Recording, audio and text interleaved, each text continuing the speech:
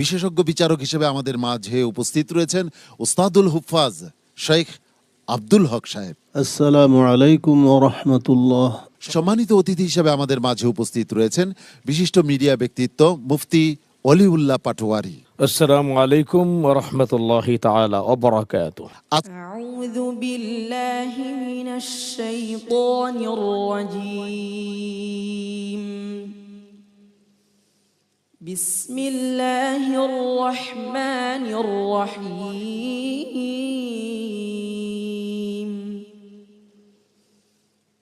وقال الذين كفروا أإذا كنا ترابا وآباؤنا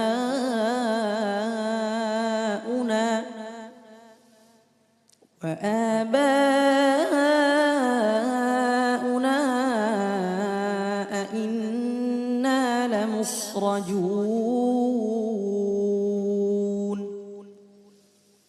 لقد وعدنا هذا نحن وآباؤنا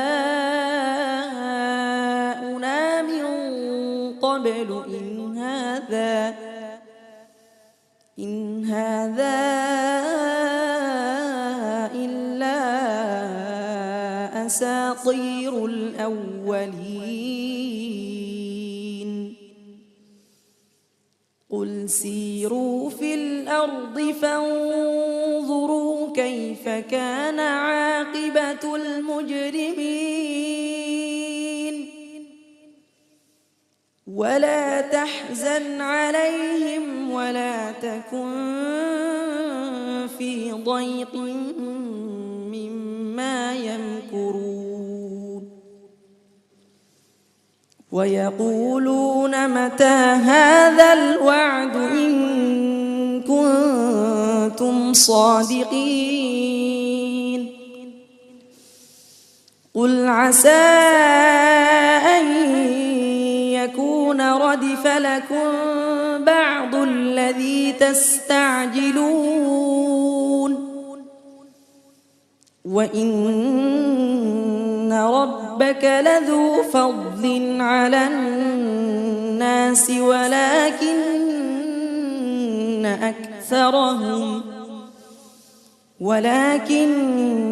أكثرهم لا يشكرون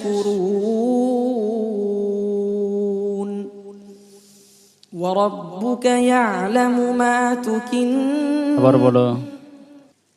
وما من غائبة وإن ربك ليعلم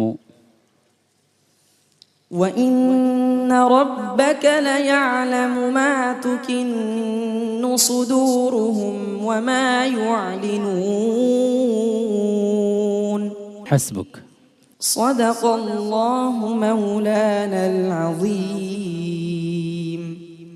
মাশাআল্লাহ। জাকারিয়া, মোহাম্মদ জাকারিয়া, তোমার একটু ঘাবড়ে গেছো, দেখা যাক সম্মানিত বিচারক কি বলেন।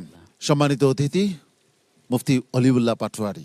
আমি আমার অন্তরস্থল থেকে দোয়া করছি জাকারিয়ার জন্যে, যে সে সামনে আরো ভালো করবে, চমকপূর্ণ তেলাওয়াত করবে। তবে সে শুরু করেছিল ভালোভাবেই। আমি তোমার জন্য দোয়া করি, আলহামদুলিল্লাহ, তুমি আরো যাতে ভালো করো, একটু প্রচেষ্টা চালালে ইনশাআল্লাহ ঠিক হয়ে যাবে ইনশাআল্লাহ। জাকারিয়া, তোমার জন্য অনেক অনেক শুভকামনা রইল আমার পক্ষ থেকে।